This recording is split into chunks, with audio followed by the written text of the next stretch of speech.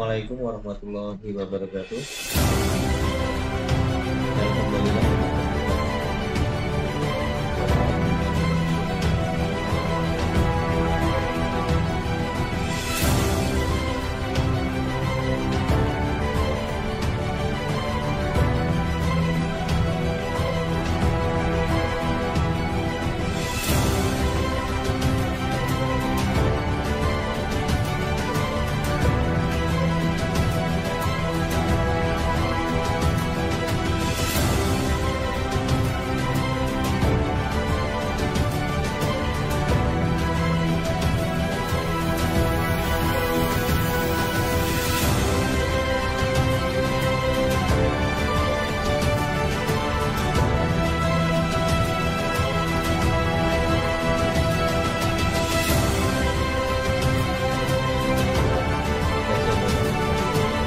kita buka dengan baca basmalah bersama-sama.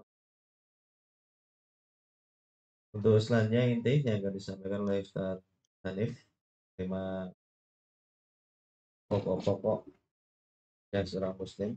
Pada Ustaz Hanif kami persilakan. Bismillahirrahmanirrahim. Bismillahirrahmanirrahim. Assalamualaikum warahmatullahi wabarakatuh.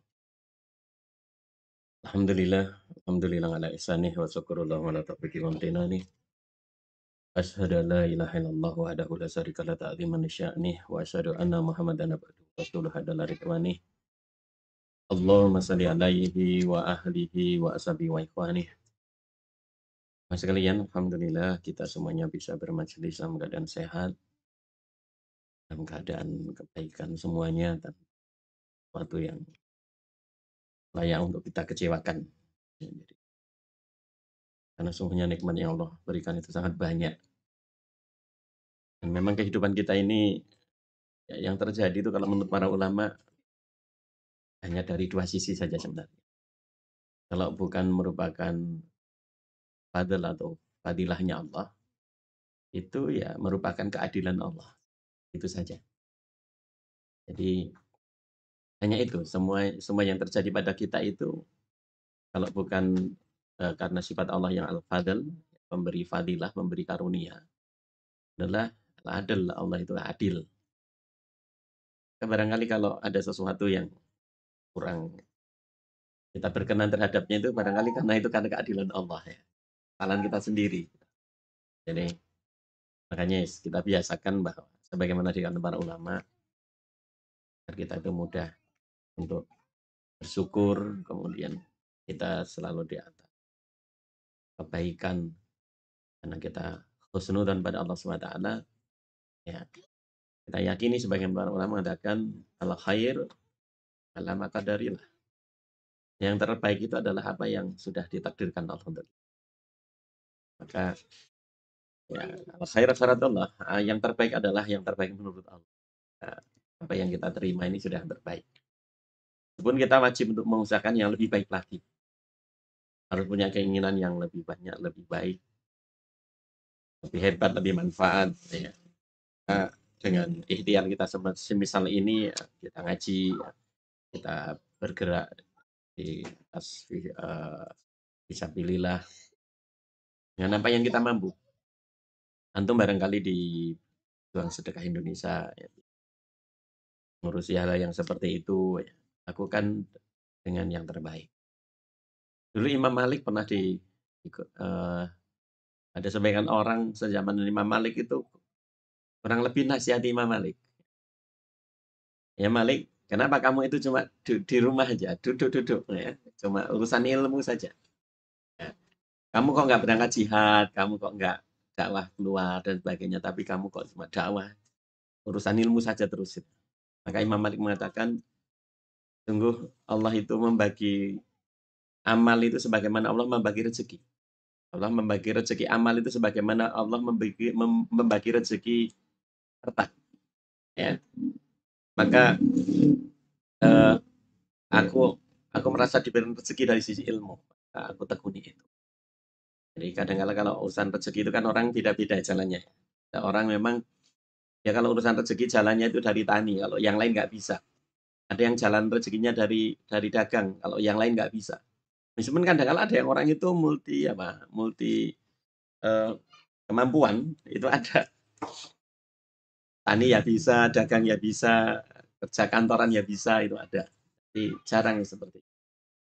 Bagaimana sekalian sekali lagi, ya yang kita terima ini adalah sudah yang terbaik. Maka kita tekuni apa yang sudah Allah mudahkan untuk kita. Baik, eh, kita lanjutkan baca salah kita nukili saja. Kemarin sudah kita baca mukadimah yang pertama tentang wajibnya mencari ilmu, mengamalkan dan mendakwahkan dan bersabar di atas ketiga jalan tersebut. Yang dalilnya adalah surat Al-Asr sebagaimana sudah kita baca. Imam Syafi'i mengatakan, "La ma'udallahu ala khalqihi ila hadhihi surat lakafathum." Umpamanya Allah itu tidak menurunkan hujah, ya, ayat atau surat selain surat Al-Asr itu sudah mencukupi. Saking apa? Saking kandungan surat Al-Asr itu memang sudah mencukupi karena mencakup 4 perkara, yakni mencari ilmu, mengamalkan, dan mendakwahkan. Dan bersabar di atas tiga jalan itu. Nah, kemarin saya ditanya itu. Karena penekanan tentang kesabaran di atas dalam mencari ilmu, di atas mengamalkan apa yang sudah kita ilmui, kemudian mendakwahkan. Ada yang bertanya, kalau harus sabar itu kan berarti belum merdeka. Nah, kemarin kan pembahasannya kan di mana-mana merdeka itu ya. Sudah merdeka belum? Merdeka beneran atau belum kita ini? Bahkan unik mungkin di seluruh Indonesia ya. Jadi kalau Agustus itu jadi kayak memang itu bulan kemerdekaan ya. 17 Agustus hari kemerdekaan. Semua ditujukan untuk mensyukuri kemerdekaan gitu ya. Ya. Jadi saya sampai bilang gitu. Itu serasa tak tulisi mensyukuri kemerdekaan itu. Pengacara dangdutan untuk mensyukuri. Itu tulisi wae nuruti hawa nafsu dalam rangka 17-an kan jelas. Itu kan bukan syukur itu. Karena syukur itu kan terikat dengan kaifiyah menggunakan nikmat sesuai dengan kehendak Allah. Untuk takwa itu namanya syukur. Nah, di tempat kita ini kan sekarang yang namanya syukuran itu kan yang penting seneng-seneng gitu ya. Gayeng-gayeng, makanya mayoritas orang syukuran sekarang dangdutan. Iya kan? 17-an itu mana-mana dangdutan itu. Sejak malam Ahad, malam Kamis, malam Ahad lagi. Ya. Sampai Ahad terakhir sudah habis. Agustus barangkali mungkin sudah di luar Agustus itu masih ada acara-acara gerak jalan gitu ya. Kostumnya aneh-aneh gitu ya. Itu ini kan habis tapi tahun yang lalu itu. Saya habis ngaji dari Karangdowo itu di dekat SMP 3 Pedan itu loh. Ya kan? Dari arah Karangdowo harus berhenti. Karena ada kayak karnaval itu. Jadi pada nyepeda.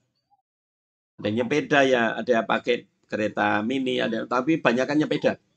Ya. Kostumnya aneh-aneh. Tapi ya, ada kostum yang sangat menonjol di situ adalah bapak-bapak pada pakai daster. Ini apa? Kalau ditanya katanya mensyukuri nikmat kemerdekaan. Padahal aslinya sudah merdeka belum? Ya, jujur-jujuran aja. Antum udah merasa merdeka belum? Kalau sebagai negara barangkali ya barangkali itu ya. Kita belas ini merdeka atau masih dijajah atau cara jajahnya aja berbeda kan gitu. Ya. Kata tidak mungkin orang-orang kafir kok melepaskan begitu saja ini. Ada yang sebagian mengatakan memang ya penjajah itu meninggalkan Indonesia, tapi sistem penjajahnya itu tetap berjalan. Maka undang-undangnya tidak diganti. KUHP itu produknya Belanda sampai sekarang itu digunakan. Dan itu yang paling menjajah sebenarnya. Gitu. KUHP ya. Seperti itu misalnya. Ya, tapi hukumnya disuruh mengikuti mereka. Ya, tetapi memang kita merasakan ini ya aman, nggak perang gitu ya, nggak perang. Itu ya kita syukuri nikmat keamanan karena kita bisa beraktivitas ya, dan sebagainya karena ada nikmat keamanan. Nah, Mas siapa yang jualan? Mas siapa? Belum kenal ada. Mas Wawan, Mas Aman. Dia punya ustadz yang sangat populer. Ustadz Aman. Pernah dengar? Ustadz Aman Abdurrahman.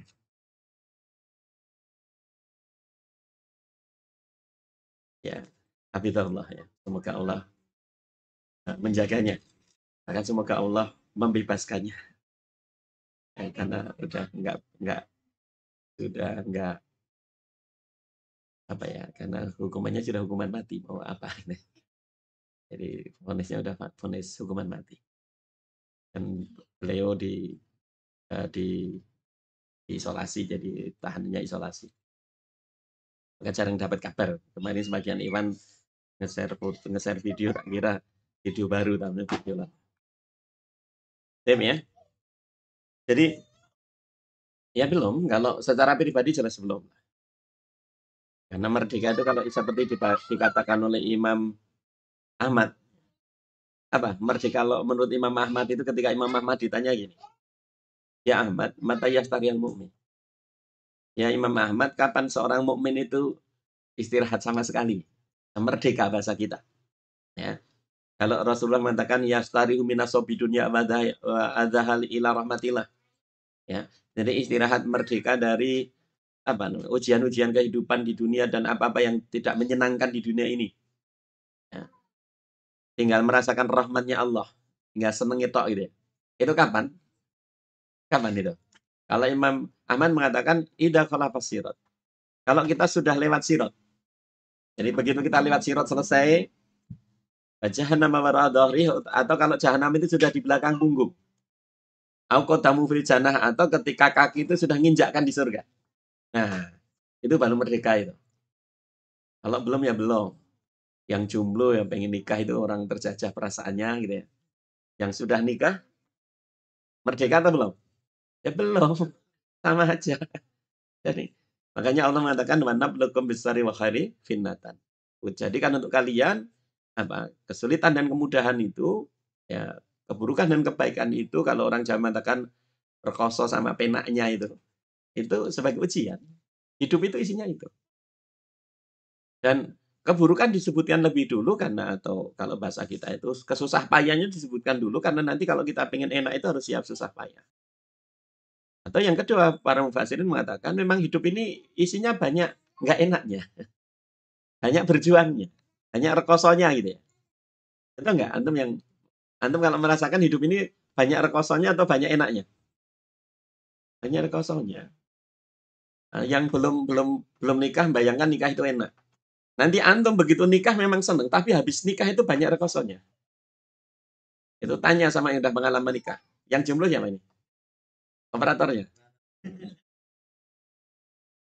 Jadi antum bayangin nikah itu enak, begitu nanti antum nikah seneng. Tapi habis nikah antum nanti jadi laki-laki, tanya nih para suami-suami ini. Banyak enaknya atau banyak rekosonya? Saya nggak percaya. Rumusnya dalam Al-Quran disebutkan dulu. Wa nablukum bisari wa khairi fitnatan. Ya. Jadi rekosonya itu disebut lebih dulu karena memang hidup itu banyak rekosonya. Ya. Punya anak itu seneng. Begitu dulu pengen punya anak itu seneng, bahagia. Tapi habis punya anak banyak rekosonya atau banyak enaknya? Banyak rekosonya. Ya. Jadi itu hidup begitu. Baru merdeka ya kalau bahasanya Allah. Kalau firman Allah dalam Al-Quran waman zuhziha 'anil nar an tudkhilal jannata faqad faza. Kalau seseorang itu sudah dibebaskan dari neraka dan dimasukkan surga, nah itu merdeka. Ya. Makanya antum kalau sudah sekarang merasa merdeka itu masalah. Ya. Hidup itu nggak ada yang merdeka. Ada beban pikiran, ada nggak? Antum yang sama sekali malam ini nggak punya beban pikiran? Ibu-ibu ada yang malam hari ini nggak punya beban pikiran? Ini bapak-bapak, mas-masnya, sama sekali nggak mikir apa-apa, ada nggak? Malah bahaya itu nanya ngeblank. Ya kan? Semua pasti punya beban pikiran. Ya. Dan capek. Ada nggak yang malam hari ini sama sekali nggak merasakan capek? Nggak ada. Urusan kita ini terlalu banyak. Gitu ya. Belum capek. Kita udah jalan. Gitu ya. Jadi biasa aja. Makanya sekali lagi memang ini masa-masa perjuangan. Jadi jangan jangan kalau orang Jawa katakan apa? Ojo wedi rekoso. Ojo wedi rekoso. Memang hidup yang seperti ini. Bagaimana sekalian? Kita anggap selesai pembahasan mukadimah yang pertama bahwa dalil tentang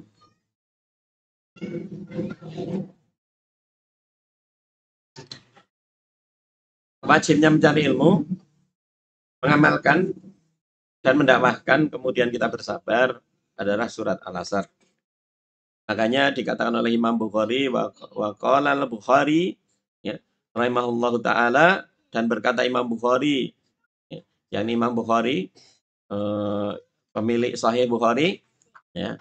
Apa dia buat, apa yang dia katakan dalam salah satu babnya, babul ilmi qabla al-qauli wal amal. Ilmu itu sebelum perkataan dan perbuatan. Ya. Dalilnya adalah firman Allah SWT dalam surat Muhammad ayat 19. Fa'lam annahu la ilaha illallah wastaghfir lidambik.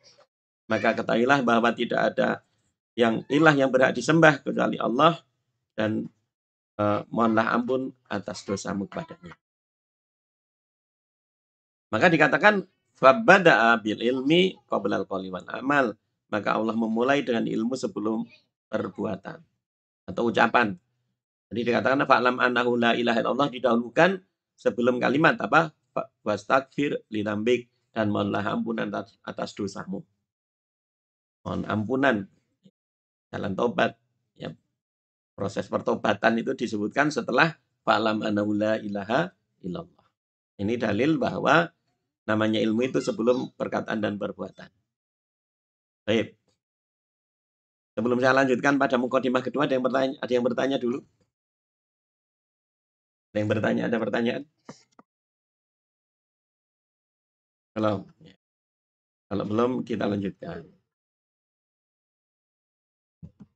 Masuk pada mukadimah yang kedua. I'lam rahimakallah annahu yajibu ala kulli muslimin wal muslimatin ta'allumu salasi hadhil masail wal amalu bihin. Ketahuilah i'lam rahimakallah, semoga Allah melimpahkan rahmat untuk kalian semuanya. Annahu yajibu, sungguhnya diwajibkan, ala kulli muslimin wal muslimatin, kepada seluruh muslim laki-laki dan muslim perempuan, ta'allumu, untuk mengetahui, untuk mengilmui salasi hadil masail, ya, untuk mengetahui 3 perkara berikut. Ya, perkara ini wal amalu bihina, dan mengamalkan. Ya. Di sini ada kata yajibu, wajib, diwajibkan. Wajib itu apa? Wajib itu apa? Kalau ditinggalkan dosa atau ada hukumannya. Jadi wajib. Meskipun nanti wajib itu nanti kadang-kadang dibagi jadi 2, ada yang ya rukun, ada yang wajib. Ya. Kalau dalam ibadah misalnya disebut rukun, dalam fikih itu rukun itu tingkatnya lebih tinggi dari wajib. Bedanya apa? Rukun dan wajib. Kan sholat misalnya, sholat ada rukun, ya kan? Dan ada yang wajib, ada yang sunnah. Kalau sunnah paham ya? Wajib itu. Wajib kadang-kadang nanti dirinci jadi 2. Apa? Ada rukun dan ada wajib. Tingkatannya beda. Rukun itu sesuatu yang harus dilakukan. Seperti yang antum bilang tadi, kalau ditinggalkan itu apa? Ada konsekuensinya. Ya. Tapi bedanya apa rukun dan wajib? Rukun itu harus dilakukan. Kalau ditinggalkan, baik secara sengaja maupun lupa. Antum perhatikan. Sengaja, karena seseorang itu tidak melakukan sesuatu itu bisa karena sengaja atau lupa. Ya. Lah kalau rukun dalam ibadah itu kalau tidak dilakukan, meskipun itu harus dilakukan, tidak boleh ditinggalkan meskipun secara sengaja maupun lupa. Kalau ditinggalkan meskipun karena lupa, nanti menyebabkan ibadah itu tidak sah. Namanya rukun. Beda dengan wajib. Wajib itu harus dilakukan. Ya. Kalau ditinggalkan secara sengaja menjadikan tidak sah, tapi kalau ditinggalkan karena lupa, ibadahnya tetap sah. Ya bedanya ya. Jadi kalau rukun itu nggak ada toleransi. Contohnya rukun dalam sholat apa? Sholat itu kan ada namanya fi'liyah, ada qauliyah. Jadi sifatnya perkataan dan perbuatan. Ya. Contoh rukun dalam sholat, berdiri. Nah itu rukun.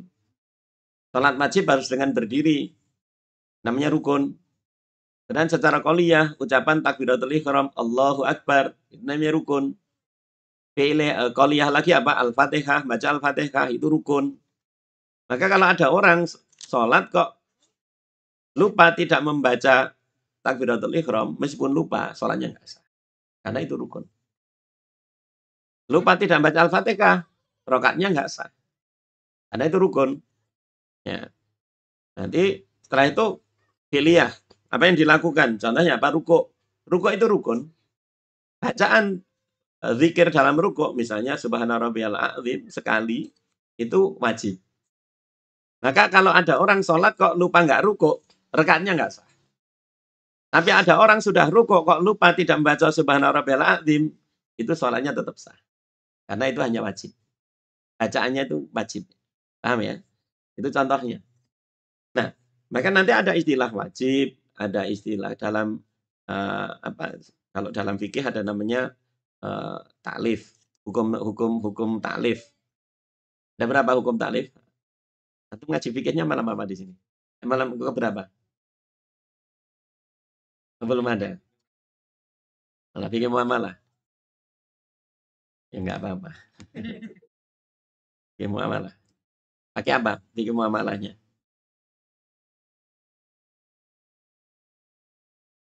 Irwandi. Itu langsung praktis itu sebenarnya. Saya sarankan sebenarnya pakai muyasar itu gampang dan lengkap. Pakai muyasar. Itu di kitab fikih muyasar itu ada kitab sendiri, ada bab sendiri tentang muamalah. Saya lihat itu komplit dan sangat mudah dipahami. Kalau antum pakai punya Ustadz Dr. Irwandi, memang ya itu sudah agak, itu kan rujukannya pada praktek-praktek, pada contoh-contoh gitu. Kalau antum pengen ngerti istilah-istilah, kaidah-kaidahnya, antum baca di Muyasar. Ya. Kita ngaji fikih Muyasar itu malam Selasa di rumah. Semua sudah selesai, ini tinggal masuk muamalah. Kemarin mawaris selesai. Jadi itu ngaji agak unik. Ngajinya itu kan mulainya jam 9 malam. Karena tengah 9 itu baca Quran dulu. Nanti biasanya saya mulai jam 9 karena sebelumnya saya udah ngaji di luar gitu. Baru pulang nanti teman-teman udah ngumpul di rumah. Ya, sekarang ya paling sekitar 60-an orang gitu. Rame-rame itu masih 80. Sekarang ya 60-an masih masuk. Kadang masih lebih, kadang sampai 80-an orang. Itu ya ngaji, antum bayangkan ngaji mawaris ya. Ngaji faraid malam-malam. Udah capek ngaji faraid. 4 pertemuan. Kita kebun selesai. Saya bilang yang penting antum dengar aja dulu. Antum dengar istilah-istilah, dengar apa kaidah-kaidahnya, pokok-pokoknya. Nanti kalau ngitung warisan pakai aplikasi, Jal. Yang penting antum udah tahu dulu istilah-istilah dan bisa menutupi syariat. Nah, ini besok mulai muamalah. Muamalah kita taruh terakhir karena nanti memang istilahnya kan banyak. Ya. Karena nanti kalau orang itu belajar fikih kalau nggak ngerti istilah itu ya repot. Kan nanti kenalkan istilah dulu, baru nanti hal yang praktek gitu. Gitu ya. Jadi kembali lagi. Maka ada istilah kalau taklif itu. Jadi hukum taklif itu ada berapa? Ada 5. Ada wajib. Apa lagi? Yang mendekati wajib apa? Sunnah. Kemudian nanti ada haram. Yang mendekati haram apa? Makruh. Dan yang di luar ini semuanya apa? Mubah. Jadi ada 5 itu. Hukum taklif itu. Mubah itu dimasukkan dalam hukum taklif. Kenapa? Karena kita itu sebagai seorang muslim harus meyakini yang mubah itu mubah. Jangan ditarik kemana-mana. Jadi kaidahnya kalau kita harus wajib itu wajib. Sunnah itu sunnah. Jangan jadikan sunnah itu wajib. Paham ya? Tapi jangan katakan yang wajib sunnah. Haram itu haram. Makruh ya makruh. Meskipun di tempat kita ini kalau makruh biasanya diartikan apa? Makruh itu diartikan apa? Makruh itu sesuatu yang dibenci Allah gitu ya. Padahal sebenarnya kan asalnya, seperti kalau kita memahami sunnah. Sunnah itu asalnya perintah. Ada perintah, tapi nanti yang dijatuhnya wajib aja, jatuhnya sunnah. Gitu loh. Jadi kita mengartikan sunnah itu, jadi terlalu enteng akhirnya apa? Kalau dilakukan dapat pahala, kalau enggak apa-apa gitu. Padahal sunnah ini perintah sebenarnya. Asalnya itu perintah, maka ada istilah sunnah itu kan pada ulama-ulama berikutnya. Kalau dulu para sahabat itu semua perintah itu dilakukan. Cuman mereka tahu konsekuensinya, kalau yang wajib itu dilakukan, kalau tidak dilakukan nggak ada hukum, kalau tidak dilakukan ada hukumannya, kalau sunnah, kalau tidak dilakukan tidak ada hukumannya. Itu pun kalau dalam pengertian eh, apa namanya istilahnya itu ya bukan bukan apa bukan sifatnya itu kuli. Jadi kalau sifatnya juz'i. Jadi kita itu kan misalnya mengartikan kalau wajib paham lah. Kalau sunnah itu sekedar kita katakan bahwa kalau tidak dilakukan itu nggak ada konsekuensinya hukumannya gitu. Tapi itu kalau sifatnya itu dalam dalam konteks itu juz'i. Cuma sebagian. Kalau seluruhnya, seluruh sunnah itu ditinggalkan itu dosa. Paham ya? Kayak gini ya. Atau minimal tercela. Zikir setelah sholat itu hukumnya apa? Sunnah. Tapi kalau ada orang setiap sholat, habis sholat nggak zikir sama sekali, langsung pulang. Itu tercela. Nah ini kadang-kadang kita nggak memahami sampai situ. Kita kira kalau sunnah itu orang apa lah dilakoni. Itu kalau dalam apa? Dalam keadaan itu justru sifatnya cuma sebagian-sebagian. Tapi kalau secara kuli, secara keseluruhan ditinggalkan itu tercela. Jadi ada orang setiap habis sholat nggak zikir. Kalau secara total, ini tercela. Kalau kadang-kadang saja itu nggak dosa. Paham ya? Jadi asalnya begitu. Termasuk makruh itu juga begitu. Makruh itu asalnya larangan.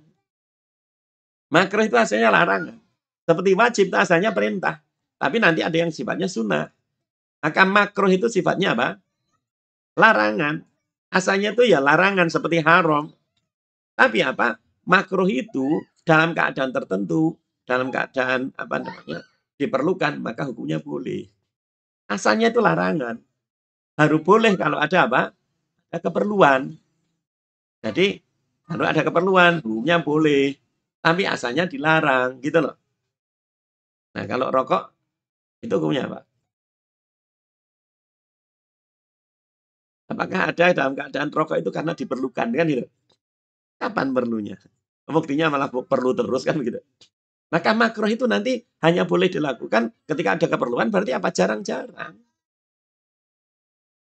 Kasus saja gitu loh. Maknanya namanya makruh.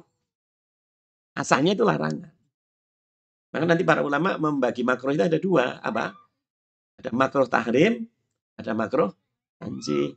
Makruh tanjih itu yang kita pahami seperti ini. Makruh tahrim itu makruh yang sudah mepet haram. Ini tambah jarang lagi. Ini ya, rokok itu makruh tahrim, bukan makruh tanjih. Bagi yang mengatakan makruh.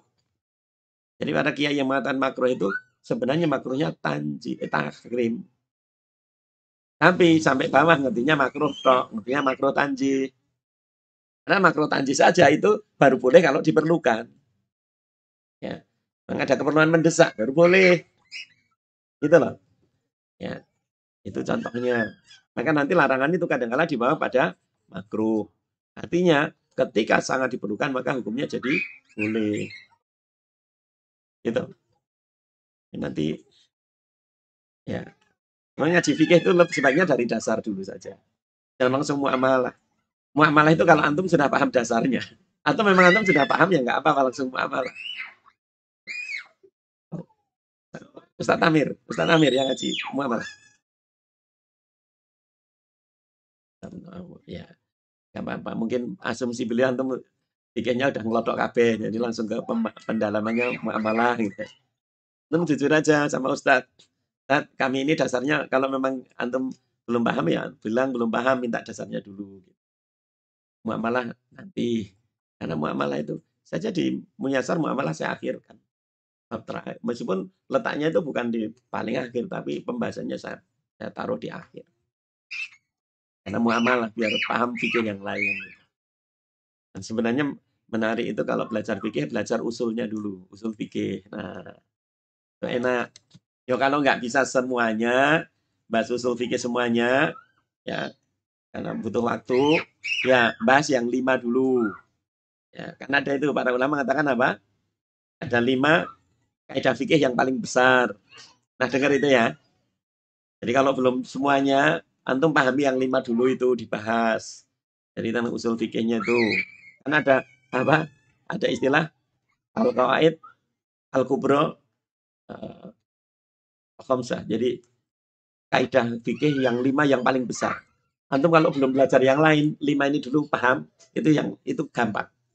Nah, mestinya begitu. Paham ya? Jadi di sini ada kata yajibu. Annahu yajibu, ya, sesungguhnya diwajibkan ngalaku li muslimin wal muslimatin kepada semua muslim dan muslimat. Ya. Jadi wajib ini apa? Harus. Satu keharusan diperintahkan kepada semua muslim dan muslimat apa? Ta'alumu mempelajari salasi hadhihi masail, mempelajari 3 perkara berikut masail dari masalah. Ini namanya masalah. Wal amalu bihina dan beramal di atasnya dan mengamalkannya. Al-ula yang pertama, annallaha khalaqana wa razaqana wa lam yatrukna hamala. Bal arsala ilaina rasulah. Paman atahu dakhala jannah, paman asahu dakhala nar. Pernah dengar istilah ini belum? Pernah dengar istilah ini? Saya bacakan lagi ya. Barangkali antum pernah dengar. Ya. Dan ulama kadang-kadang menyampaikan kaidah ini. Dalam satu pengajian, kadang-kadang bahkan kaidah ini jadi materi pengajian. Annallaha khalaqana wa razzaqana walam yatrukna hamalan. Bal arsala ilaina rasula faman atahu dakhala jannah waman asahu dakhala nar. Wa dalilu qaulu ta'ala, dalilnya adalah firman Allah Ta'ala. Inna arsalna ilaikum rasulan syahidan alaikum kama arsalna ila fir'auna rasula. Fa'asa fir'auna rasula fa'akhadnahu akhdan wabila. Surat apa ini? Surat apa? Surat Al-Muzamil. Al-Muzamil juz berapa? 8. Antum ngapal Al-Quran dari depan atau dari belakang? Maksudnya kalau dari belakang kan terjangkau. Kalau barangkali antum ngapalin dari depan kan masih jauh. Kecuali antum yang sudah selesai 30 juz ya. Antum biasa kalau ngapalkan Al-Quran dari depan atau dari belakang? Dari belakang. Kalau apa? Itu metodenya sendiri-sendiri. Karena sebagian daerah itu kalau hafalan Quran, ikhwan-ikhwan itu ngapalkan Quran tertib dari depan. Maka ada ikhwan itu ketika ke sini itu heran. Di sini semua orang hafal juz 30 ya. Kalau ngimami pasti yang dibaca juz 30. Nah, dia nggak tahu kalau di sini tuh ngapalkannya mulai juz 30. Kalau mereka urut dari depan itu. Ini juz pertama, juz kedua, terus begitu. Antum pakai yang mana? Dari belakang, dari depan? Barangkali antum dari depan, berarti kalau membaca juz 30, berarti udah selesai 30 juz. Nallah khalaqona, ini yang pertama. Nanti ada tiga perkara yang disampaikan dalam mukadimah ini, dan ini penting ya. Menurut saya ini satu pembahasan sendiri. Ya. Sesungguhnya Annallah khalaqona. Ini Allah yang telah menciptakan kita, warazaqona, dan memberi rezeki pada kita. Berarti ini masuk dalam kategori tauhid apa? Al-Khaliq, Ar-Razaq. Itu dalam kategori tauhid apa? Rububiyah. Meskipun juga itu berarti tentang nama dan sifat, kan begitu. Tetapi asalnya apa? Tauhid rububiyah. Kita mengenal tauhid itu ada dibagi jadi 3 untuk memudahkan kita dalam mengklasifikasi dan dalam mempelajari. Ya. Ada tauhid apa? Pertama tauhid rububiyah. Apa itu tauhid rububiyah? Kita mengkhususkan ya pada apa-apa yang khusus pada Allah berkaitan dengan yang dilakukan oleh Allah. Gitu. Kemudian ada tauhid uluhiyah. Apa di situ? Kita mendekatkan Allah ya pada apa-apa yang menjadi hak Allah. Ya. hak khusus Allah. Kita tauhidkan, yang itu diibadahi. Dan ada namanya tauhid asma wa sifat. Berarti apa? Di situ kita menetapkan Allah dalam urusan nama-nama dan sifat-sifatnya. Kemarin sudah kita selingi tentang itu kan.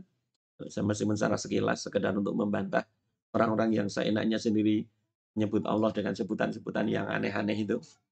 Allah itu pusat, Allah itu maha asik. Ya, kalau tekengannya pusat. Gitu. Kan ada toh yang bilang gitu. Tekengannya pusat. Itu kalau pengajian yang datang itu 20.000 orang. Kalau malam Selasanan. Gitu ya. Allahu a'lam bishawab. Nah, di sini disebutkan annallahu khalaqana wa razaqana. Sebenarnya Allah ya, yang telah menciptakan kita dan memberi rezeki pada kita. Ini kita diingatkan tentang eksistensi kita itu hanya seperti itu. Paling pol eksistensi kita itu hanya dicipta dan diberi rezeki. Kita bukan pencipta, kita hanya dicipta. Kita ini nggak punya apa-apa, tapi semua rezeki itu dari Allah SWT. Maka nanti ada istilah rububiyah. Ya. Jadi Allah itu sebagai Ar-Rabb. Allah itu sebagai Rabb. Seperti yang kita baca dalam surat Al-Fatihah, apa? Rabbul Alamin. Rabb semua alam. Maka kata Rabb itu kebalikan dari alam. Maka Rabbnya hanya Allah, selain Allah itu alam. Maka nanti disebut alam manusia, alam malaikat, ada alam jin, kan begitu. Itu semua alam. Karena apa? Karena mereka itu intinya hanya dicipta. Bahkan kalau pengen lengkap adalah Al-Khaliq, Al-Malik, Al-Mudabbir. Ya. Jadi pokok makna dari kata Rabb itu ada 3 itu. Apa? Al-Khaliq sebagai pencipta, Al-Malik yang berkuasa, Al-Mudabbir. Apa Mudabbir? Apa? Pernah dengar kata kalau orang Indonesia mengatakan orang Malaysia mentadbir. Apa itu? Mudabbir. Al-Mudabbir itu apa? Yang ngurusi. Yang ngurusi semuanya, yang ngatur semuanya itu Al-Mudabbir. Di antaranya Ar-Razzaq. Ya, yang memberi rezeki. Maka kita diingatkan kita itu di situ, posisi kita itu.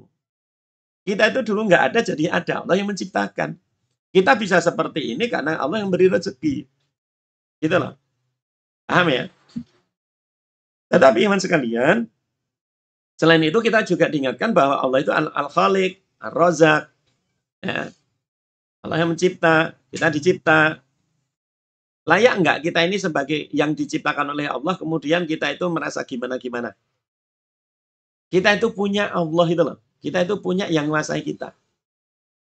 Kita itu punyanya Allah. Kita itu bukan hanya milik orang tua kita. Barangkali antum merasakan punya orang tua, ya, namanya orang tua kan relatif ya. Ada orang tuanya kaya, ada orang tuanya enggak kaya. Tapi antum bayangkan kalau ada seseorang, orang tuanya itu kaya, orang tuanya itu berkuasa, orang tuanya itu apa-apa bisa, itu jadi anak seperti itu enak enggak? Buktinya ada yang bisa jadi wali kota, ya toh? Apa lagi? Itulah misalnya. Itu siapa? Karena orang tuanya kan. Loh, ada orang itu merasa punya orang tua seperti itu saja udah merasa hebat. Padahal cuma orang tua mencipta enggak? Pada hakikatnya memiliki sepenuhnya enggak? Enggak. Itu kalau ada anak barangkali punya orang tua namanya presiden, itu aja udah merasa gimana toh kelihatannya. Maka kenapa kita itu punya Allah yang mencipta kita, yang memiliki kita. Bahkan Allah menyebutkan sifatnya itu Ar-Rahman dan Ar-Rahim. Tapi kadang-kadang kita itu kalah dengan orang-orang yang punya orang tuanya. Sebenarnya harta orang tuanya itu kalau dibandingkan kekayaan Allah berapa? Bahkan itu juga milik Allah kan begitu. Mereka tidak nyonsep. Ada anak punya orang tua begitu, itu merasa segala-galanya kan. Masa kita punya Allah dalam pengertian Allah itu yang mencipta kita, Allah yang menguasai kita, Allah yang menyayangi kita, merahmati kita dengan lebih dari apapun yang bisa dilakukan oleh manusia. Ada begitu kan? Ada orang yang pada kenyataannya itu apa? Dari wajahnya nampak galau. Pantas nggak kalau ada anak presiden kok susah, galau, khawatir rezekinya, khawatir nasibnya, pantas nggak? Anak presiden. Nggak pantas. Kita ini milik Allah. Antum itu hidup, dicipta, dimiliki, diatur oleh Allah SWT. Kemudian ada perasaan-perasaan galau gitu. Pantas nggak? Pantas nggak? Nggak. Tapi antum sering begitu nggak? Makanya ngaji tauhid itu penting. Kenapa? Orang kalau paham begini, apa yang perlu kita khawatirkan? Allah tidak mungkin punya niat buruk sedikit pun. Allah sudah mengumumkan dalam satu hadis qudsi. Bunyinya gimana? Dalam satu hadis qudsi gimana? Ya ibadi, ini haram tuh dzulma ala nafsi. Wahai hambaku, aku sudah mengharamkan kedoliman itu untuk diriku sendiri. Allah itu nggak mungkin dolim pada kita. Allah itu Ar-Rahman Ar-Rahim. Yang menciptakan kita. Yang memberi rezeki pada kita. Allah menciptakan, Allah maha mampu. Allah memberi rezeki, Allah maha kaya. Anak presiden aja rapantes itu. Misalnya dalam press conference kalau kita susah. Besok gimana ya kalau saya nggak jadi nggak jadi wali kota, itu pantas nggak ngomong gitu? Nggak pantas. Mau papai presiden gitu loh. Misalnya. Ini misalnya lah ya. Nah, ini masuk kita ini, Masya Allah, kita ini dimiliki oleh Allah, disayangi Allah, dirahmati Allah, insya Allah ya. Allah maha kaya, antum butuh apa Allah punya, orang antum aja milik Allah. Kok galau itu? Antum yang masih jomblo tenang saja, nanti Allah kasih jodoh, tenang saja. Ini Mas ya. Jadi, ini kan nyunsnya bukan? Makanya kita diingatkan, Allah khalaqana wa razaqana. Allah yang menciptakan kita. Yang mencipta berarti yang menguasai. Kita itu milik Allah. Orang tua kita itu memiliki kita itu nggak sepenuhnya. Kita itu milik Allah sepenuhnya. Orang itu, ya, kalau manusia ya, dan Allah lebih mulia, tidak sebanding dengan apapun yang dimiliki oleh manusia. Ya, Allah lebih besar. Allah Maha Suci. Manusia itu kalau memiliki, menjaga. Allah itu kalau memiliki, mencukupi. Allah itu kalau memiliki, menyayangi. Manusia itu kalau memiliki, menyayangi. Maka Allah memiliki, Allah sudah mengumumkan Ar-Rahman Ar-Rahim. Kadang-kadang saya itu heran. Kadang-kadang ada ikhwan, kalau ketemu itu cuma ngeluh terus. Saya bilang, antum itu punyanya Allah, tenang saja. Allah dulu antum nggak ada, Allah ciptakan. Yang ngasih rezeki itu Allah. Allah maha kaya. Gitu loh. Jadi yang memiliki kita itu maha kaya. Biasanya kan orang galau karena khawatir soal rezekinya, toh? Betul nggak? Besok gimana? Repot, ya. Nasibnya galau, ada istilah hazan itu kan, ada istilah khauf, ya kan, ada khawatir, ada rasa sedih. Ya, mestinya nggak layak lah kita ini bingung, galau. Ya. Di sini diingatkan, Anallaha khalaqana wa razaqana. Bahkan kita itu dari sisi penciptaan, kita itu paling hebat loh. Paling cakep loh. Iya nggak? Di asani takwim, dalam sebaik-baik penciptaan kita ini. Manusia itu paling ganteng, paling cantik dibanding makhluk yang lain. Kalau ada orang bilang itu kok elemen toh, itu banding. Kalau ada manusia yang dianggap paling jelek, itu dibandingkan dengan hewan paling ganteng, kira-kira tetap ganteng siapa? Tetap ganteng manusia. Ini loh, kita ini kadang-kadang nggak sampai situ. Manusia diciptakan dalam sebaik-baik bentuk. Dalam urusan rezeki paling komplit. Antum bandingkan dengan rezekinya makhluk yang lain. Makhluk yang lain rezekinya apa? Terbatas. Manusia itu semua doyan. Minuman saja kan banyak toh. Ada teh tawar, teh manis, ada teh tambah jahe gitu Mas ya. Gitu ya. Macam-macam itu. Rezekinya manusia banyak. Dari yang diminum aja antum cari nama minuman sekarang itu. Bukan hanya ratusan, ribuan nama minuman itu. Ya kan? Masing-masing apa? Lapak punya produk minuman sendiri-sendiri. Nah, makanan juga banyak banget. Sayur aja namanya macam-macam. Olahan daging macam-macam. Itu rezeki manusia. Manusia dilebihkan dari itu, tetapi catat. Ya. Di sini dikatakan, Anallah khalaqana wa razaqana walam yatrukna hamalan. Tetapi Allah tidak membiarkan kita, tidak menterlantarkan kita hanya sampai di situ. Karena kalau manusia itu cuma dicipta sama dikasih rezeki, sama hewan sebenarnya belum beda. Meskipun manusia paling cakep, rezekinya paling banyak, paling komplit. Tapi kalau dibanding hewan kan juga sama sebenarnya. Hewan dicipta, dibentuk. Ya. Kemudian apa? Juga diberi rezeki. Ada nggak hewan yang nggak dikasih rezeki? Nggak ada. Selama mereka hidup dikasih rezeki. Maka jadi ingat perkataan Imam Syafi'i itu. Ini seperti orang raja. Di hatiku sebagaimana hatinya seorang raja.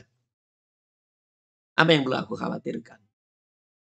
Kalau Allah masih menghendaki aku hidup, pasti Allah masih kasih rezeki. Kalau nanti aku mati, Allah menghendaki aku mati, aku masih kebagian kuburan. Gimana? Antum pikirannya sampai situ enggak? Kalau kita masih hidup, Pak, kita masih dikasih jatah rezeki, masih. Rezeki itu dari Allah. Ya. Kita itu nggak mungkin mati kecuali rezeki kita sudah habis. Ada kisah itu menarik. Ya. Seseorang memang belum habis rezekinya, belum mati. Ada orang itu apa namanya, masuk sumur. Apa namanya? Masuk di sumur, kecebur sumur itu loh. Agak lama, hampir mati. Baru ketanu orang. Diangkat, hidup, alhamdulillah. Hidup syukuran. Ya. Kemudian ketika syukuran, ternyata hidangannya macam-macam. Ya makan anggur, keselak, mati. Jadi ternyata dia itu di sumur berhari-hari nggak mati karena masih ada jatah rezekinya yang belum habis. Diangkat dari sumur masih hidup, syukuran, makan anggur, mati. Kenapa? Masih ada jatah rezekinya belum habis. Maka seperti perkataan Imam Syafi'i itu, saya terkesan dengan itu. Apa yang harus aku khawatirkan? Kalau Allah menghendaki aku masih hidup, maka Allah masih beri rezeki. Kalau Allah menghendaki aku mati, aku nggak khawatir, aku nggak kebagian kuburan. Kuburan tempat antum masih longgar-longgar toh. Jadi tenang saja kalau mati masih ada kuburan. Itulah apa kalau ingat tadi. Tetapi memang begini ya. Penulis itu pengen menekankan ya. Kita itu kalau cuma sekedar dicipta diberi rezeki belum beda dengan hewan. Maka Allah tidak membiarkan kita cuma sampai di situ. Maka Allah mengutus Rasul kepada kita. Karena apa? Ya, biar tidak hanya seperti hewan. Gitu loh maksudnya. Maka nanti dikatakan ya, apa di sini bal arsala ilaina rasulan, tapi Allah mengutus pada kita rasul. Sebagaimana Allah faman atau dakhala jannah faman asadakhala nar, disebutkan punyanya barang siapa mengikuti rasul tersebut masuk surga, yang durhaka terhadap rasul tersebut masuk neraka. Disampaikan pokoknya. Tapi secara mendasar manusia itu kalau andai saja tidak diutus rasul, manusia itu cuma kayak hewan. Justru dengan potensi yang lebih itu diberikan wajah yang ganteng, yang cantik, dan rezeki yang banyak, itu potensi penyimpangannya itu lebih parah. Maka nanti ada namanya manusia, tapi disebut kayak hewan, bahkan lebih jelek. Ada nggak yang disebutkan begitu? Yang disebutkan kal an'am itu siapa? Kalau diturut dari ayat depannya gimana? Walaqad dzara'na li jahannam apa? Katsiratan minal jinni wal insi. Aku jadikan isi jahanam itu mayoritas dari jin dan manusia. Mayoritas manusia, mayoritas jin itu masuk neraka. Kenapa mereka? Lahum qulubun la yafqahuna biha, punya hati enggak digunakan. Lahum adhanun la yasma'una biha. Apa punya telinga enggak digunakan. Lahum apa? Ayunun la yubsiruna biha. Enggak digunakan untuk lihat. Ulaika kal an'am. Mereka itu seperti hewan ternak kayak wedhus. Kan begitu ya? Yang sekarang lagi tren semua nging wedhus itu. Ya kan? Ada yang sudah ternak kambing itu. Semua tren sekarang ganti kambing. Ya, namanya bisnis itu, usaha itu nggak semudah itu, men. Banyak orang, ya Allah. Jadi kan gampang itu kambing, tinggal ngarit. Wong antum ra kulino ngarit tok. Bayangi ngarit yo ra iso. Bahkan nggak usah beli ya, mau cari pinggir jalan. Ya itu kan kalau musim penghujan. Kalau musim kemarau gini cari di mana rumput. Jadi aneh-aneh aja, yes. Ada plus minusnya lah. Tapi kan di sini ada manusia, tapi disebut hanya seperti kambing. Karena kalau disebut sebagai al-an'am, bahimatul al-an'am itu hewan dari golongan hewan ternak itu ada 3. Kalau nggak unta ya sapi, kalau nggak sapi kambing. Namanya hewan ternak itu. Jadi yang lain itu bukan hewan ternak. Jadi kalau pelajaran di pondok itu ada ditanya, sebutkan hewan ternak. Bebek, kucing. Itu maksudnya yang rumah di bebek, di kucing, di ayam. Itu bukan hewan ternak. Hewan ternak dalam fikih itu 3 itu yang boleh untuk kurban. Halum adol bahkan lebih jelek dari hewan ternak tersebut. Lebih jelek dari kambing, lebih jelek dari sapi, lebih jelek dari onta. Ada nggak yang manusia itu kelakuannya meskipun ganteng tapi kelakuannya lebih jelek dari wedus? Ada. Kemarin itu ada orang itu cerita ya. Karena ada kajian keluarga sakinah di beberapa tempat ya. Tapi saya kalau ada tanya gini saya juga nanya orang mana, ikut kajian saya di mana, saya nggak nanya siapa. Karena kadang-kadang yang konsultasi itu kadang-kadang masalahnya aneh-aneh. Kan kadang-kadang konyol. Kemarin ada seseorang itu cerita, ya, dia itu punya suami sudah nikah lama, sudah anaknya udah gede-gede, udah kuliah, bahkan udah ada yang kerja. Selama ini dia bahagia-bahagia saja meskipun kebutuhan keluarga itu dia yang banyak mengcover. Suaminya ini seenaknya gitu, menurut dia. Ya. Dia bahagia nggak apa-apa, tapi dia terpukul betul, dia merasa hancur, makanya dia itu kan nggak pernah curhat sama siapa-siapa. Tapi dia WA saya, itu pun memberanikan diri, karena memang terasa hidup ini ya, benar-benar gelap sih. Ini benar-benar ya berat menghadapi kenyataan. Ternyata suami itu baru ketahuan dia nikah lagi. Nikah diam-diam udah berapa tahun itu baru ketahuan. Ya nikah lagi. Karena yang dipakai nikah itu harta istrinya. Coba gitu. Itu kalau ditanya, itu suami kayak gitu enaknya diapain? Kalau barang kan tukar tambah ya. Ini kan bukan barang. Jadi kadang-kala ada model begitu. Jadi justru potensi yang Allah berikan pada manusia yang lebih dari makhluk yang lain ini, potensinya itu juga bisa kebalikannya. Bisa menjadikan manusia itu sangat buruk. Nanti ada manusia disebutkan kal-an'am, balum adol, bahkan lebih jelek dari hewan ternak. Bahkan nanti ada manusia yang disebutkan bahkan seburuk-buruk hewan melata. Siapa mereka? Kalau tadi kan sekedar mereka nggak gunakan hatinya, pendengarannya, nggak gunakan penglihatannya, ya. Tapi nanti ada yang disebutkan lebih buruk lagi dari sekedar hewan ternak tadi loh. Hewan itu kan ada berapa jenis? Ada al-an'am, ada kalau hewan-hewan yang disebut namanya hewan darat itu, hewan-hewan darat yang kecil namanya bahasyarat, ya kan? Ada lagi namanya dabah, hewan melata, ya. Allah menyebutkan nanti ada manusia, tapi Allah sebut sebagai dabah. Apa misalnya Allah mengatakan, inna syarra dawabu indallahi alladzina kafaru fahum la yu'minun. Ya, sungguhnya hewan melata yang paling jelek itu orang kafir. Kenapa? Karena mereka tidak beriman. Jadi antum kalau ketemu orang kafir itu boleh batin ya, seketok yang ganteng tapi kan kayak apa yang kan begitu. Ini bukti manusia itu kalau cuma sekedar dicipta diberi rezeki itu belum apa-apa. Kalau cuma seperti hewan saja dikasih rezeki, antum lihat cecak enggak? Saya belum pernah ketemu cecak kurus.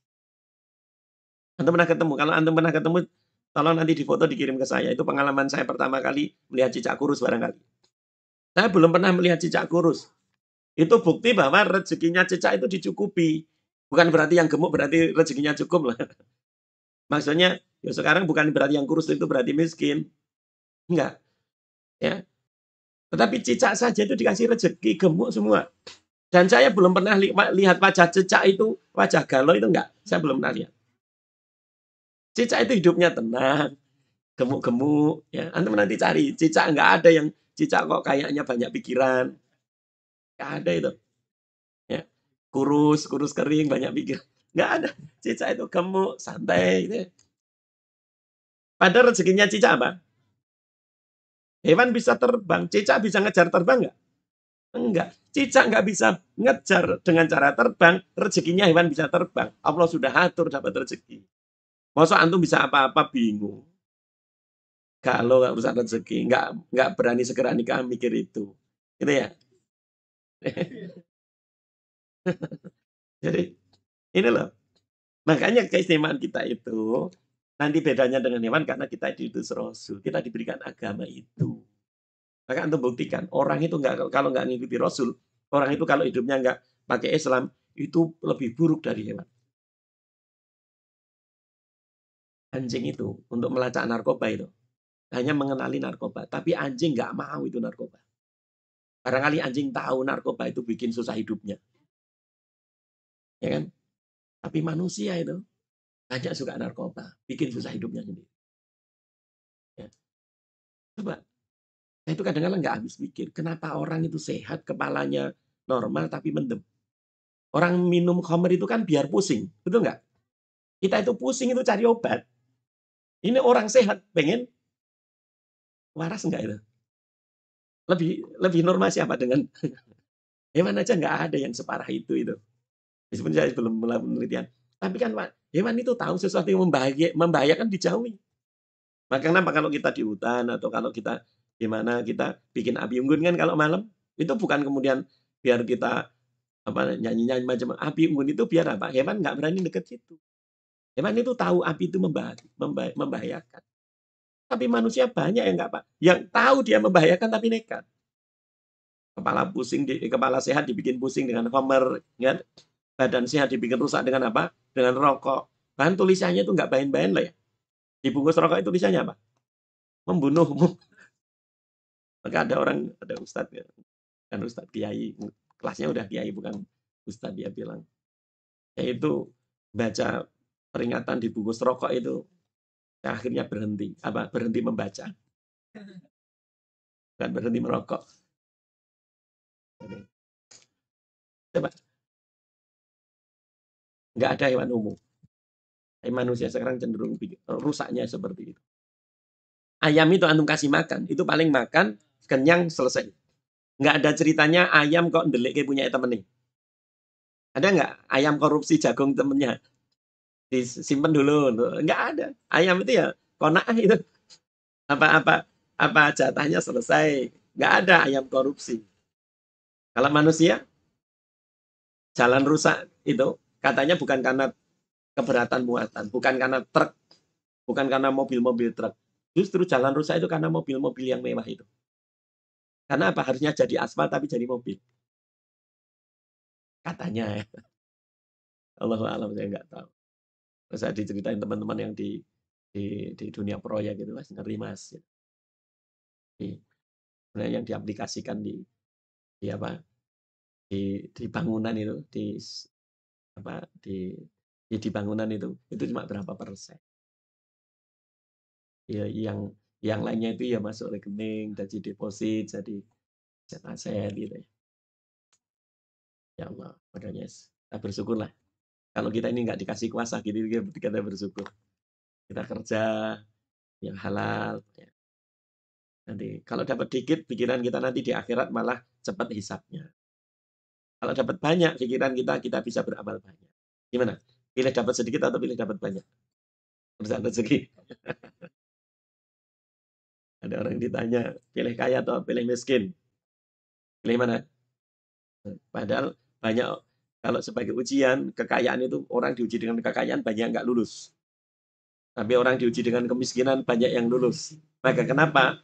Ya, kalau surga itu kebanyakan isinya siapa? Orang miskin. Gimana? Tetap pengen pilih kaya? Antum terlalu pede. Sudah banyak yang gagal antum untuk mereka. Antum kalau milih ya kaya dan lulus gitu ya. Insya Allah yang harus pede. Gitu lah. Karena memang orang kaya itu nanti disebutkan secara khusus oleh Rasulullah sebagai apa? Adamu manazil. Orang yang paling tinggi derajatnya itu orang kaya ternyata. Tapi orang kaya yang soleh. Ya. Orang kaya yang soleh. Kalau nggak kaya, tapi soleh, ngalim, itu paling pol hanya bisa dapat ganjaran sama. Wa ajruhum sawaun. Karena ada orang kaya, soleh, menggunakan kakaknya untuk takwa, nyambung silaturahim, ditunaikan haknya. Rasul mengatakan apa itu? Min adzami manazil, orang yang di antara orang yang paling mulia derajatnya. Tapi nanti ada orang itu Rasul mengatakan Golongan kedua itu orang yang razaqallahu ilman walam yarzuqhu malan. Yakni mereka abdun, orang yang hamba Allah yang diberikan ilmu tapi nggak diberikan harta. Itu dia hanya bisa pengen, tapi pengennya yang baik. Saya kalau nanti punya harta seperti si kaya itu. Maka Rasul mengatakan orang seperti ini wa ajruhum sawaun, pahalanya sama. Gimana pilih? Kaya bisa ibadah macam-macam, bisa umroh, bisa haji berkali-kali, bisa infak banyak. Atau cukup miskin, pengen tok, tapi pahalanya sama. Pengen mana? Tetap pilih kaya ya. Ini jamaah antum ini nekat-nekat. Memang begitu ya. Semua pengen begitu, tapi memang harus yakin seperti tadi, ya harta itu apa? Untuk digunakan untuk bertakwa. Dan memang beda, maka kalau orang miskin itu hanya soleh itu bisa pengen dapat pahala sama, tapi orang kaya disebut apa? Ada mumanazil, tingkatannya paling tinggi. Gitu. Tapi kalau kulihat ini ya, perlu kita sadari ya. Apa yang disampaikan oleh penulis tentang perkara ini penting banget. Anallah khalaqana wa razaqana wa lam yatrukna hamalan. Fal arsala ilaina rasulan faman atahu dakhalal jannah wa man asahu dakhal. Nah, insyaallah kita lanjutkan pertemuan yang akan datang ya. Insyaallah. Sebenarnya ini kalau antum baca sendiri itu sekali duduk nggak sampai 20 menit selesai. Tapi kalau ngaji belum tentu nanti setahun selesai. Gitu ya. Yang penting dapat poinnya nanti jadi bisa kita amalkan. Baik, sebelum kita tutup ada pertanyaan-pertanyaan. Kita persilahkan. Monggo.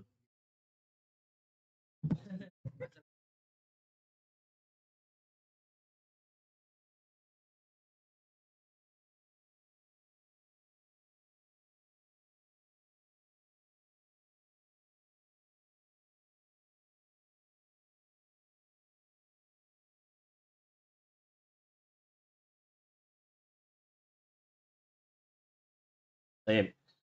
Jadi sunnah wajib itu dalam urusan taklif ya, dalam urusan pembebanan hukum untuk kita.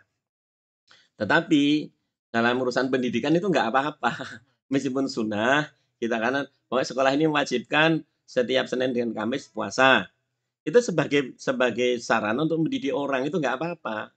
Itu muridnya nggak bilang ini kan sunnah, nggak boleh kalau itu karena itu dalam urusan pendidikan. Jadi itu beda karena mewajibkan itu dalam rangka mendidik gitu loh. Itu nggak apa-apa. Gitu ya. Ada yang lain? Boleh. Namanya sistem pendidikan itu kan berlaku apa? Berlaku ada reward dan punishment itu sebagai bentuk pendidikan. Itu nggak apa-apa. Tapi kita tidak boleh mengatakan kalau nggak puasa Kemis dosa, itu baru nggak boleh. Ya. Kalau nggak puasa Senin Kemis, maka nanti misalnya nggak dapat poin dari sisi apa misalnya, itu nggak masalah. Tapi kalau mengatakan kalau nggak puasa Senin Kemis hukumnya dosa, nanti masuk neraka. Lah itu baru nggak boleh. Paham ya? Gitu. Untuk pendisiplinan.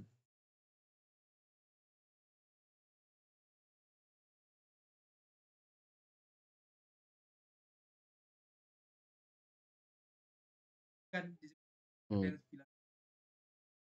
Itu ya. Maksudnya kalau mengatakan puasa Senin Kamis itu misalnya ya, itu sebagai satu yang wajib secara taklif ya nggak boleh. Tapi dalam mendidik seseorang, misalnya saya sebagai orang tua, misalnya saya di rumah memperlakukan pada anak-anak misalnya. Kalau pergi kemanapun harus wajib apa namanya? Wajib pamit. Keluar rumah harus masuk rumah harus doa, masuk rumah harus itu saya haruskan semuanya. Tadi kan sunnah sebenarnya. Tapi saya nggak katakan kamu kalau masuk rumah nggak baca doa masuk rumah dosa. Saya nggak bilang gitu. Jadi untuk pembiasaan. Nah itu barangkali terlalu apa? Terlalu jadi beda untuk seperti gini misalnya. Sholat sunnah itu kan asalnya kan sendiri-sendiri. Tapi dalam rangka mendidik murid misalnya atau mendidik seseorang itu boleh kadang-kadang itu dilakukan secara berjamaah. Kan ada itu di sekolah-sekolah sholat duha itu berjamaah. Enggak apa-apa, itu sebagai pembiasaan. Tapi nanti itu dikasih tahu. Nanti asalnya ini sendiri kalau di rumah. Di sini karena ini untuk latihan, apa namanya, jamaah itu enggak apa-apa. Asalnya sendiri-sendiri. Nah, seperti itu enggak masalah. Gimana? Zikir juga. Karena dalam rangka ngajari. Ya, dalam rangka ngajari itu akhirnya jadi boleh. Gitu loh. Zikir bersama kan. Di sekolah kan zikir bersama. Disuruh zikir sendiri-sendiri. Yakin itu. Anak-anak itu makanya enggak zikir. Ya, pasti itu langsung bablas. Maka ada di bersama-sama itu enggak apa. Dalam rangka mengajari. Di rumah pun di masjid begitu Mas, enggak apa-apa. Ya.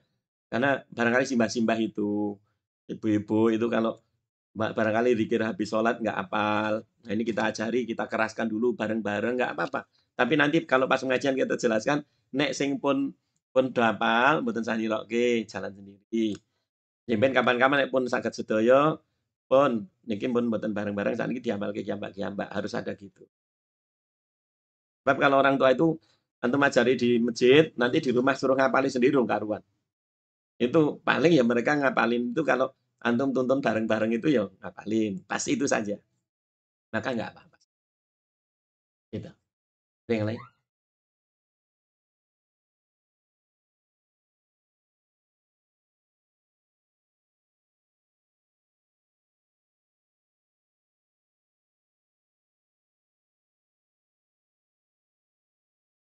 Widita.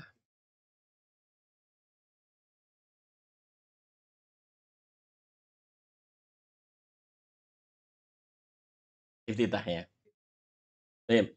Itu saya yakin pilihannya Muhammadiyah ya. Jadi sebenarnya begini ya. Soal iftitah ini kan tidak mutlak dalam pengertian sebenarnya juga belum disepakati sebenarnya. Pendapat yang terkuat kan sholat iftitah ini kan memang dengan sebab.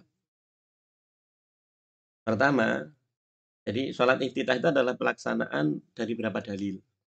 Pertama adalah Rasulullah itu ngendika seseorang itu tidur, maka setan akan memasang 3 belenggu di tengkuknya. Ya. Ketika dia bangun kemudian dia berzikir pada Allah, maka belenggu yang pertama lepas. Ketika dia berwudu, belenggu yang kedua lepas. Ketika dia sholat, maka belenggu ketiga lepas. Itu yang dari yang pertama. Maka sholat iftitah itu dalam rangka untuk melepas belenggu yang ketiga itu. Paham ya? Yang kedua, disifati Rasulullah SAW, kalau sebelum sholat tahajud itu, maka beliau melaksanakan dua rakaat yang ringan. Ya. Dan itu konteksnya apa? Dari beberapa riwayat itu, maka para ulama mengatakan, ini pendapat yang menurut saya lebih kuat.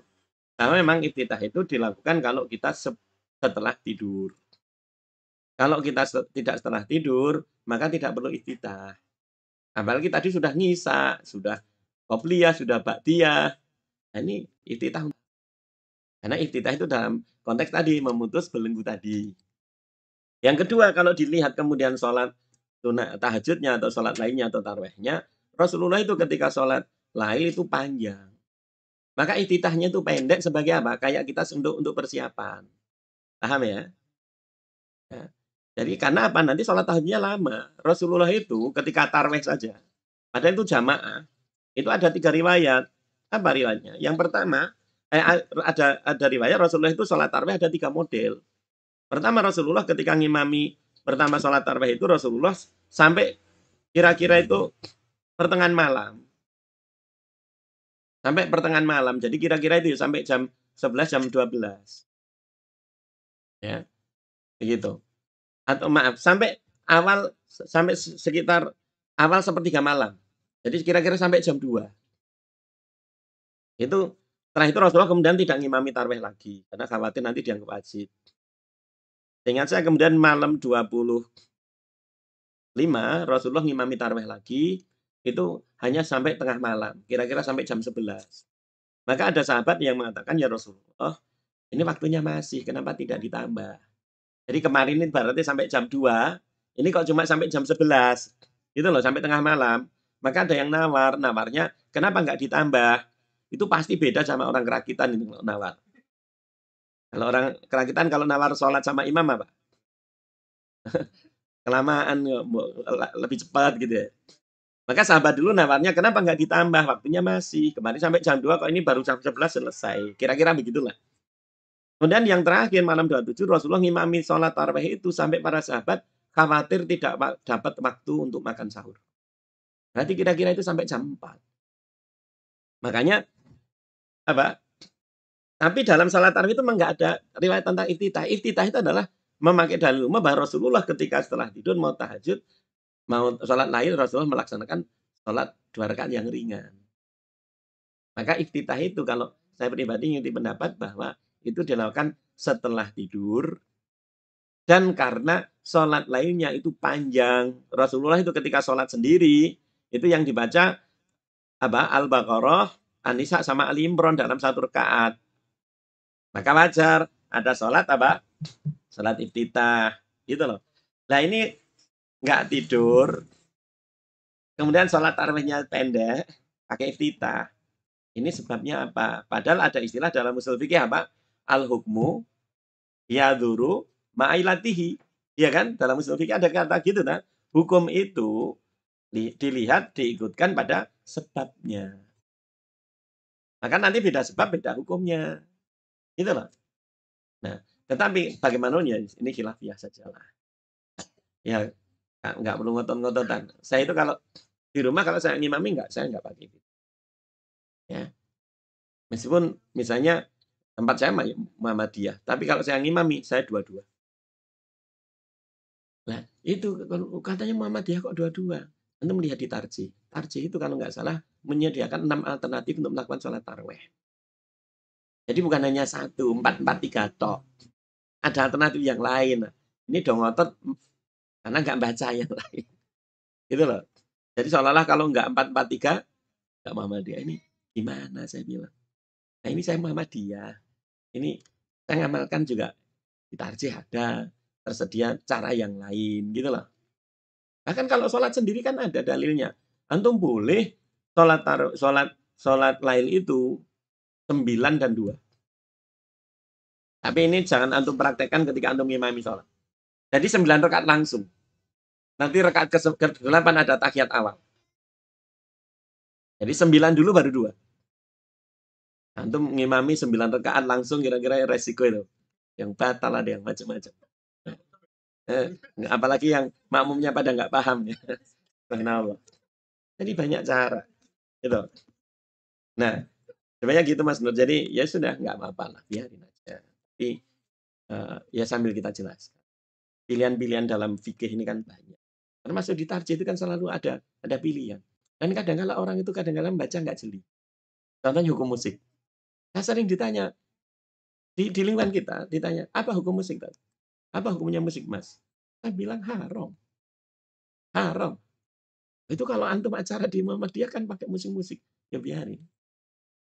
Karena ternyata di Tarji itu musik itu adalah musik itu tidak haram secara zat. Paham ya? Tapi bisa haram karena sebab. Paham ya? Jadi haramnya itu apa? Karena sebabnya, bukan karena zatnya. Gitu loh. Jadi kalau dikatakan musik itu boleh, itu dalam hal tertentu. Ada batasan-batasannya. Gitu loh. Tapi kan orang bacanya, Muhammadiyah tidak mengharamkan musik. Mereka barangkali belum membaca. Bahwa nggak haram itu nggak haram secara zat. Gitu loh. Makanya kemarin ketika muktamar ada acara yang apa itu katanya dangdutan di setelah Kokam apa kemudian dangdutan di Solo itu ada yang WA saya. Itu berarti yang dangdutan nggak paham itu. Belum ngaji Tarji saya bilang. Kok Kokam dangdutan ya patut. Gitu loh. Kalau saya katakan haram. Ya. Saya ditanya siapapun ya saya bertanggung jawabkan itu. Gitu loh. Ya. Tapi kan ketika kita hadir di acara gitu kemudian ada gitunya, masuk kita harus bener di kuping kan. Sini kan kita ya udahlah, kita nggak dengerin itu. Kita itu kan ada itu yo nggak ngaruh, tapi sosok mengaruh ding kaki kita juga gerak-gerak. Sosok gitu, itu masalah. Dan kita itu nggak. Loh, kita dulu kan sebelum ngaji itu kan, mungkin antum dulu belum ngaji kan juga semua seneng musik toh. Oh, musik itu candu. Jadi kalau antum dengerin musik itu ke bawah karena memang itu kayak candu. Loh, saya dulu itu sebelum ngaji, sebelum tahu itu haram itu ya, itu saya dulu kayak itu Saya zaman kuliah aja saya masih dengerin musik. Dulu ada namanya penyanyi, sekarang lupa saya. Namanya siapa? Oh iya, Iwan Fals. Itu zaman kuliah, teman-teman saya pada dengerin itu, saya ikut. Ini kok, saya biasalah aktivis ya. Itu lagu-lagunya kok protes sosial, itu seneng. Ya, itu dulu. Setelah tahu haram ya nggak seneng. Tapi kadang-kadang kalau denger itu kaki otomatis gerak. Jadi kesetrum. Salah. Ya, gitu ya. Jadi ya nggak perlu keras-kerasan lah. Kayak gitu. Kan dipahami namanya khilafiyah. Ya. Tapi kalau ditanya emang kita harus memilih mana, tapi kita juga tahu dasarannya. Gitu. Allah a'lam bishawab. Baik ya, demikian. Dan sekalian kita lanjutkan pertemuan yang akan datang. Ya. Kalau ini antum bisa baca sendiri, insya Allah 20 menit selesai. Tapi ya kita ngaji pelan-pelan biar ada tambah-tambahan. Takofah, kawan. Nanti semoga bisa merubah, bisa memperkuat kita, memperbaiki amal kita, kemudian mempercantik adab kita. Baik demikian, semoga bermanfaat. Banyak salahnya mohon maaf. Saya kembalikan pada Mas Nur. Assalamualaikum warahmatullahi wabarakatuh.